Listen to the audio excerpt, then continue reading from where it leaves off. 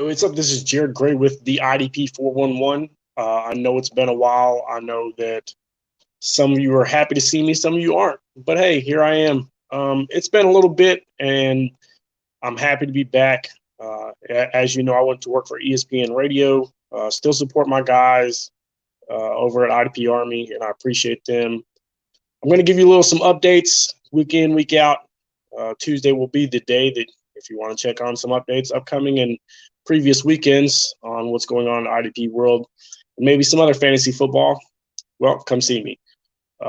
Quick update injuries. Really wanted to see Joseph Osai, who was on my list of rookie IDP 411 guys at number 25. Joseph Osai, knee injury, having surgery. Sucks for him. He had a good showing, this past weekend, had a sack on Tom Brady. So you hate to see that. LJ Fort, torn ACL, he had a knee injury. A guy that I'm concerned about that I was going to put on my list, this is my gems list, guys you're going to pick up in later rounds and whatnot, Zadarius Smith. This guy has continued to have big sack years every year, really solid linebacker, and really a depleted linebacking core in general at Green Bay.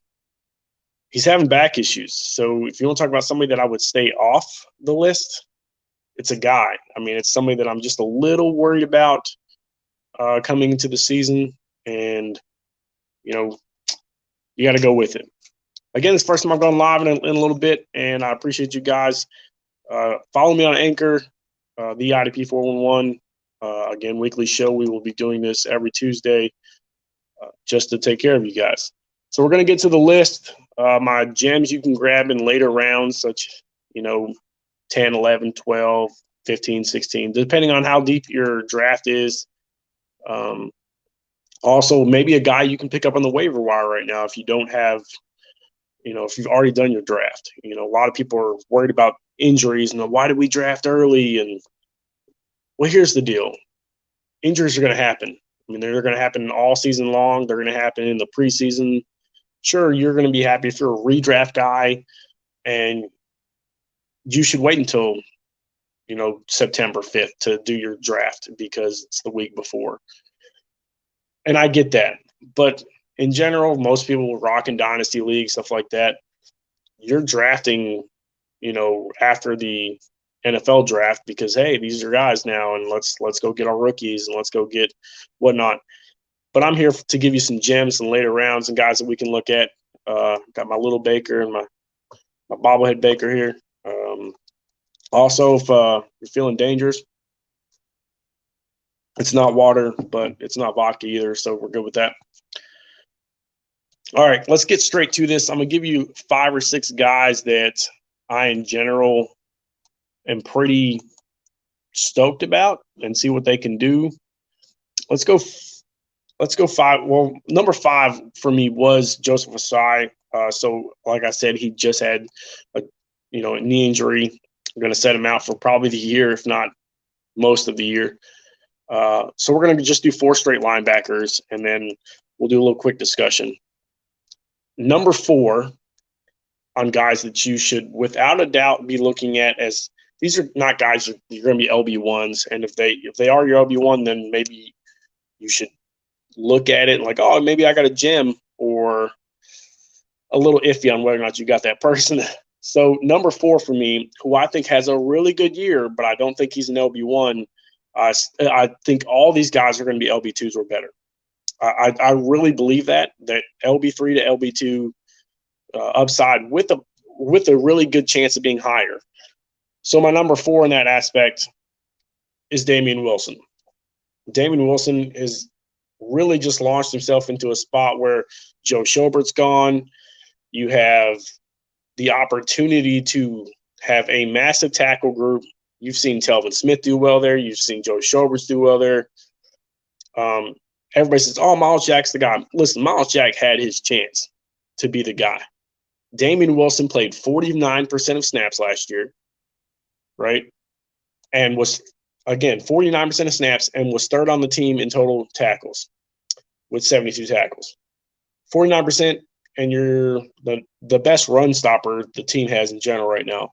Miles Jack has good range, but he misses tackles. I mean, it's just one of these things. Damian Wilson doesn't miss tackles. He's less than 5%, and he's a guy that he could be a really solid 100 tackle guy. And if he's your LB3, then he's a steal for you. And I truly believe that. I went and picked him up the first day in pretty much every single league that I'm in for IDP. And unless somebody beat me to it, which 2 of them people beat me to it. But it happens. Other guys. And this next guy for me he's been injured for the past couple of years. I think he's obviously on the older side, but you talk about a low risk, high reward guy, it's easy. We got CJ Mosley. The dude's a baller. Okay, when he's in, he's just a straight beast. I can't explain how you expect the Jets not to have a good linebacker if a guy can stay on the field.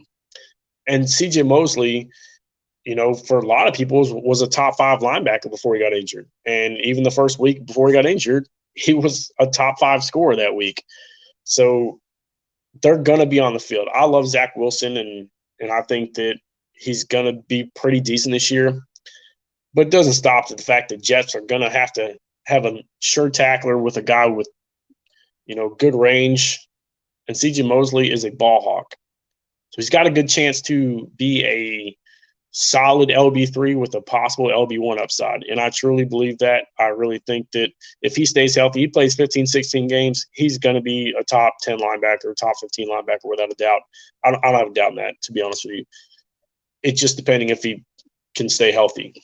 That's my biggest issue with CJ Mosley, always has been. Again, he's somebody that I'm without a doubt grabbing. There's not a whole lot of Jets guys I'm grabbing. I mean, it's just not a thing. You still want to see what their coach has entailed for them.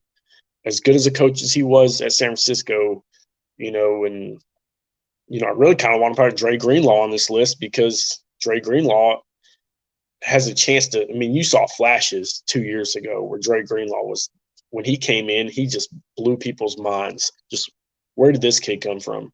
Okay, you got Fred Warner, who's, one of the top linebackers in the NFL. And I think he's going to be a top 10 fantasy guy, if possible. He's kind of up and down. I just need to make bigger plays, you know what I mean? More impact plays. So Dre Greenlaw is definitely one of those guys that could fill that role if he can stay healthy. So he's an alternate for sure.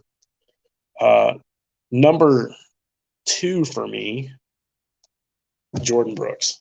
Listen, I love Jordan Brooks coming out of college. They picked him high when he played last year and he was healthy before he hurt his knee, some nagging injuries.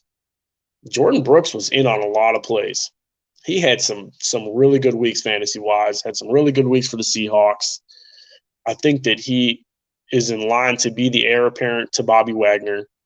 He definitely is taking the KJ Wright role, which KJ Wright 2 years ago was really high in fantasy. He's a top 20 linebacker, and I think Jordan Brooks, without a doubt, is a top 20 linebacker. I'm not going to stop saying that because their offense can stay on the field, but the difference in their offense staying on the field is they're not an offense that's going to pound out 15-play drives because Russell Wilson is so athletic and he puts good, air on the ball. He's accurate. They get downfield, they score, defense back on the field. They can score in, 3 plays and boom, here we are back again. It's kind of like the Arizona Cardinals. That's why I like Zaven Collins, in my rookie. I like Simmons because he's just a monster playing linebacker.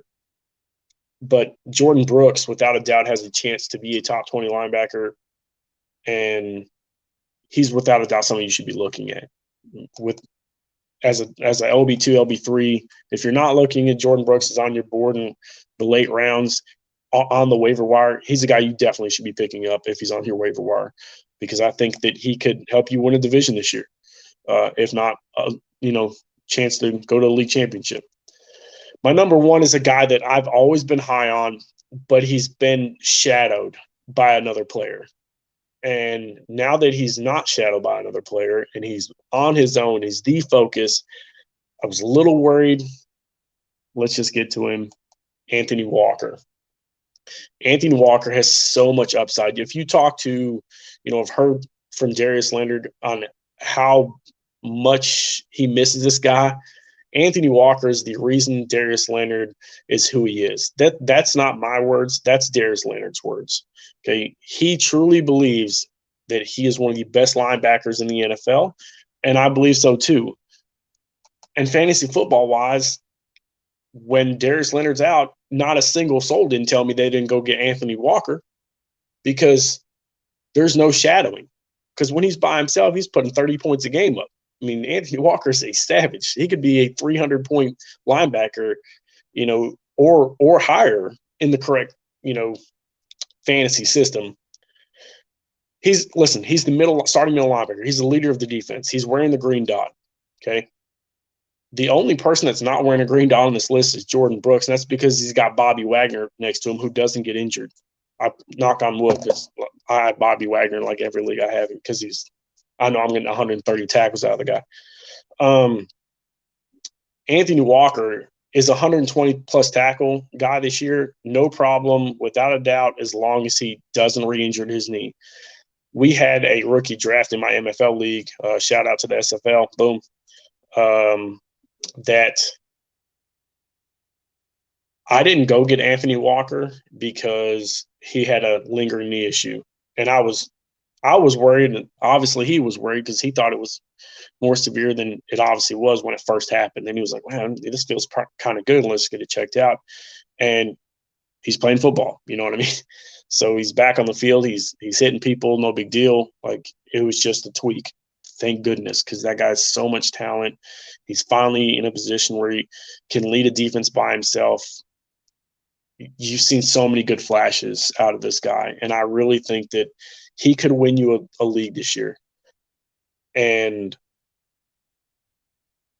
I'm happy to have him in a lot of leagues, and I think he's still available in like 2 of my leagues. So if you're seeing this live, don't go grab him because he's definitely on my list to go grab. Listen, these are 4 guys, and I'll give you my 5th guy is, we'll go with Dre Greenlaw, who I think could win you a division, win you a championship in the right aspects, as long as he steps up like he did 2 years ago when they brought him in. If he plays like he did last year, I don't think so. But Damian Wilson, C.J. Mosley, without a doubt, Jordan Brooks and Anthony Walker are just studs. And they have a chance to really vet themselves into a big payday, 1, and 2, a fantasy championship for you. So just give them some props. Look out on your waiver wire. I will keep you updated week to week on injuries and guys who I think that you've made a good move on, you made a bad move on. You can always send me a message on here. Check me on Twitter at Jared Gray, YouTube JTLAAG.